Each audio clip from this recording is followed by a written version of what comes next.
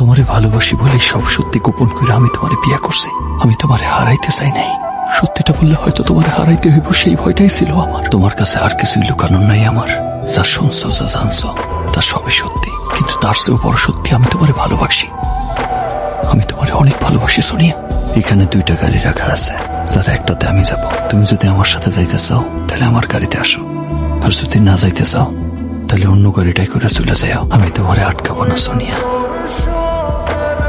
আমাদের কাছে ওয়ারেন্ট আছে ওনাকে গ্রেফতার করা। এই বাড়ির মাইয়ার গায়ে হাত দিলে না, হাত কাইটটা ধোলাই খালে ফালাই দিমু। আমি নন্দা, পুলিশ কেন এই বাড়িতে তাইলেও আমার উপরে কথা বলার ক্ষমতা নাই। ওয়ারেন্ট,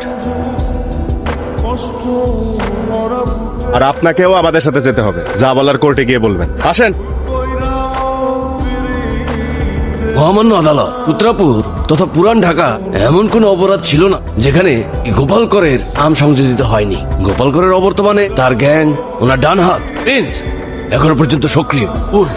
রাজানি, মাদক ব্যবসা, স্মাগলিং, চাঁদাবাজি, প্রত্যেকটা অপরাধের সাথে জড়িত সে। কার আন্ডারওয়ার্ল্ডের ত্রাস এই প্রিন্স। মাননীয় আদালত, এই প্রিন্সের প্রধান সহযোগী ওনার স্ত্রী তুরাই আক্তার, সোনিয়া।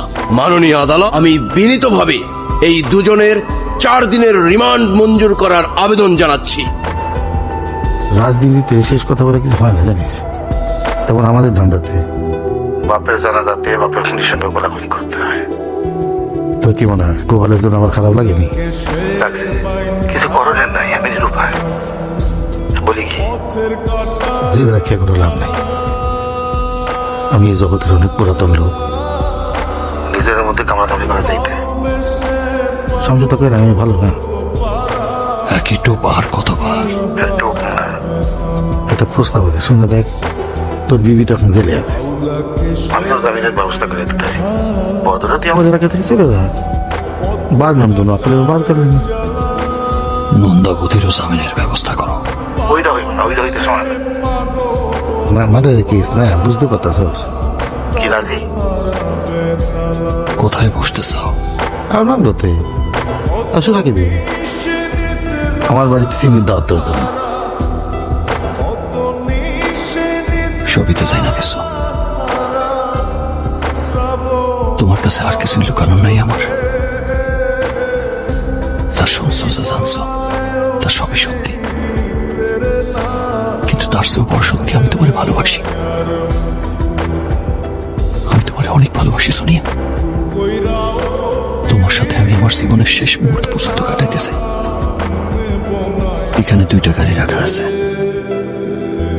যার একটাতে আমি যাব। তুমি যদি আমার সাথে যাইতে চাও তাহলে আমার গাড়িতে আসো, আর যদি না যাইতে চাও তাহলে অন্য গাড়িটাই করে চলে যাও। আমার বলার কিছুই থাকবে না। আমি তোমারে আটকাবো না সোনিয়া। তোমারে ভালোবাসি বলে সব সত্যি গোপন করে আমি তোমারে বিয়ে করছি। আমি তোমারে হারাইতে চাই নাই। সত্যিটা বললে হয়তো তোমারে হারাইতে হইব, সেই ভয়টাই ছিল আমার।